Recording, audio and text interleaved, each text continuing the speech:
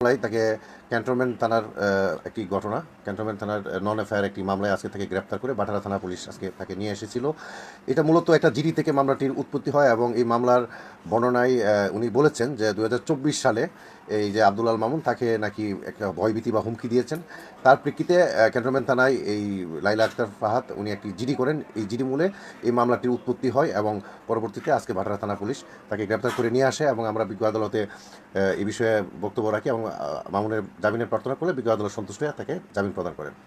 এই যে ভয়ভীতি দেখালো, এটাতে একটা মামলা হলো, আবার হঠাৎ করে যে মানুষকে ধরে আনলে যে হয়রানিটা, এই বিষয়টা আসলে আপনি লালাকে কি বলতে চান যে দুদিন পর পর এরকম হয়রানি করার বিষয় নিয়ে? না, এটা তো ওনার বিষয়, ঠিক আছে, কিন্তু উনি একের পর এক মিথ্যা এবং হয়রানিমূলক মামলা করে যাচ্ছেন। এখন আমরা আদালতে এই বিষয়গুলো উপস্থাপন করতেছি এবং ভবিষ্যতে যখন মামলা ট্রায়াল হবে তখন আমরা এই বিষয়টা উত্থাপন করব।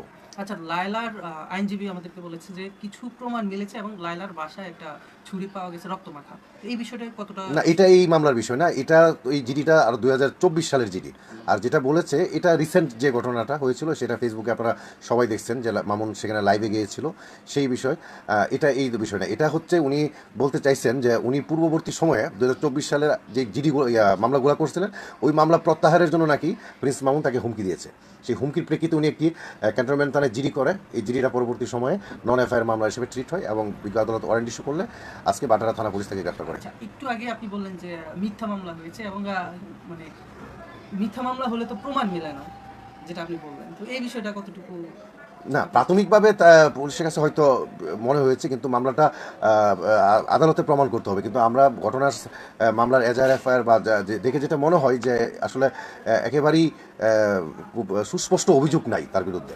হ্যাঁ, সুস্পষ্ট কোনো অভিযোগ নাই, কিন্তু মামলাগুলো হচ্ছে একের পর এক। আচ্ছা, আমরা যেটা জানতে পারলাম লায়লার আইনজীবীর কাছ থেকে, একটা ধর্ষণের যেই অভিযোগ করা হয়েছে সেটা যদি প্রমাণিত হয়, প্রিন্স মামুনের একটা মৃত্যুদণ্ডর যে বিষয়টা উচ্চারণ করলো যে সেটাও হতে পারে। সেটা প্রমাণ সাপেক্ষ বিষয়। হ্যাঁ, বা একটুগুলো পেয়েছেও অলরেডি এরা তদন্ত করে।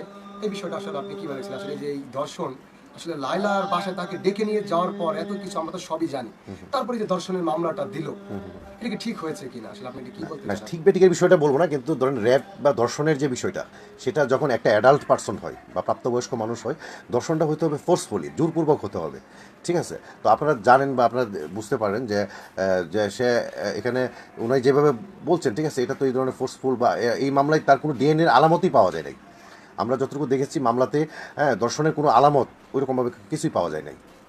আচ্ছা, যে মামুন যে ছেলেটা আমাদের থেকে অনেক ছোট, এই ছেলেটাকে যে লায়লা কয়েকদিন পর পরে হয়রানি করছে, তাকে আসলে ছাড়ার না কারণটাকে আপনি জানেন কিনা? না, এটা তো ওনাদের ব্যক্তিগত বিষয়, ঠিক আছে, উনি কেন ইয়া করছেন, উনি একের পর এক মামলা করে তাকে হয়রানি করে যাচ্ছে। আজকে আপনারা একটা জিনিস খেয়াল করছেন, আদালতে যখন মামুনকে উঠানো হয় তাকে বুলেট প্রুফ জ্যাকেট এবং মাথায় হেলমেট পরিহিত অবস্থায়, আসলে বেসিক্যালি আমরা কোর্টে যখন দেখি যে কোনো ধরনের ভিআইপি বা সন্ত্রাসী বা এই ধরনের কোনো আসামিকে যখন আদালতে তোলা হয়, হ্যাঁ, তার জন্য তো সে তো একজন সেলিব্রিটি পার্সন, সে মিডিয়ার কর্মী, তাকে আজকে যে এটা এক ধরনের হেনস্থার মতো আমার কাছে মনে হয়েছে। এই যে আপনি যে বিষয়টা বললেন যে আসলে যেভাবে একজন ভিআইপি যারা এমপি মন্ত্রী ছিল বিভিন্ন অপরাধ করেছে তাদের উপরে অ্যাটাক হওয়ার চিন্তা ভাবনা থাকে, Right, এই সকল জায়গায় এসে এই জায়গাটিকে দেখলাম আমরা, এই যেমন আপনার রিয়ামন এবং ম্যাক্সবি, এদেরকে ওই যে মামুন মতো আজকে উঠালো, এই বিষয়টা দুজনের বিষয়টি না আসলে আপনি কি বলতে চান? এই জায়গায় আসলে আমাদেরকে আইনজীবী মানে প্রশাসনের যারা আছে তাদের কোনো গাফলিতে আছে কিনা? যে না, প্রশাসন হয়তো ওইভাবে বিবেচনা করছে, বাট এটা আমার কাছে মনে হয়েছে যে এটা তাকে আসলে একটা মেন্টাল স্ট্রেস, হ্যাঁ, এটাও কিন্তু এক ধরনের মানসিক ভীতির কারণ। ঠিক আছে, একজন আসামিকে যখন বুলেট প্রুফ জ্যাকেট বা আপনার ধরেন এইরকম হেলমেট পরা, হ্যাঁ, সে তো আর কোনো সন্ত্রাসী না, ঠিক না, সে সাধারণ একজন মানুষ এবং সে একজন কন্টেন্ট ক্রিয়েটর বা সেলিব্রিটি, মিডিয়াতে কাজ করে, তাকে এইভাবে কোর্টে তোলাটা আমার কাছে জিনিসটা অনেকটা আশ্চর্যজনকই মনে হয়েছে আর কি। বা আইন আমাদের যারা আদালতে যারা আছেন তারা হয়তো বা চিন্তা ভাবনা করতে পারে যে লাইলার কোনো সন্ত্রাসী বাহিনী দিয়ে এই মামুনকে অ্যাটাক করবে, না, সেটা তো এতগুলা না না না না না না, দেখেন এরকম তো হওয়ার সুযোগ নেই, কারণ এখানে আপনারা যাদেরকে খালি চোখে আইন শৃঙ্খলাগুলো দেখেন, এর বাইরে অনেক লোকজন থাকে, আইন শৃঙ্খলা বাহিনী অনেক লোকজন থাকে, আপনারা হয়তো তাদেরকে চিনেন না। সো এখানে নিরাপত্তা, এখানে আমাদের ঢাকা কোর্ট সবসময় এখানে গুরুত্বপূর্ণ আসামি আসে, তো যার জন্য এখানে নিরাপত্তা বলই থাকে। সর্বশেষ প্রশ্ন আমার কাছ থেকে, আইনজীবী এবং একজন সাধারণ মানুষ হিসেবে কথা বলেন, আপনি যেহেতু আইনজীবী, লায়লা এবং মামুনকে আপনি কি বলতে চান সর্বশেষ, মানে এই মামলা এত কিছু করার বিষয়টা নিয়ে? আমার এজ এ লয়ার হিসেবে বলতে চাচ্ছি, কারণ আমি দেখতেছি যে এই বিষয়গুলা একের পর এক এইভাবে যে মামলাগুলো হচ্ছে, ঠিক আছে, দেখেন আপনি যদি একজনের বিরুদ্ধে মিথ্যা মামলা দায়ের করেন, ঠিক আছে, সেই মামলাগুলো যদি আপনি প্রমাণিত করতে না পারেন, তাহলে কিন্তু আমাদের দেশে প্রচলিত আইনে, হ্যাঁ, তো যে মিথ্যা মামলা দায়ের করে তার বিরুদ্ধেও কিন্তু আদালত ইচ্ছা করলে ইয়া করতে পারে, ঠিক আছে, ব্যবস্থা নিতে পারে। আচ্ছা, আমার একটা প্রশ্ন ছিল যে আপনি প্রিন্স মামুনের হলো আইনজীবী। জি, প্রিন্স মামুন লাইভে এসে একটা কথা বলছিল যে বাংলাদেশের আইন এত জঘন্য, ঠিক আছে, আইন নিয়ে এটা আমি শুনিনি। আসলে এই কথাটা কিন্তু বলছিল না। তো আপনি যে যদি সে মানে আপনি যেহেতু শোনেন না, যদি সে কথা বলছে, তো এই ব্যাপারে আপনি কি বলতে চাচ্ছেন যে আসলে যে বাংলাদেশের আইন নিয়ে এসে কথা, যে বাংলাদেশের আইন এত জঘন্য? না, সেই বিষয়টা যেহেতু আমি শুনি নাই, সো এই ব্যাপারে আমার মন্তব্য করাটা ঠিক হবে না। আর কারো প্রশ্ন আছে?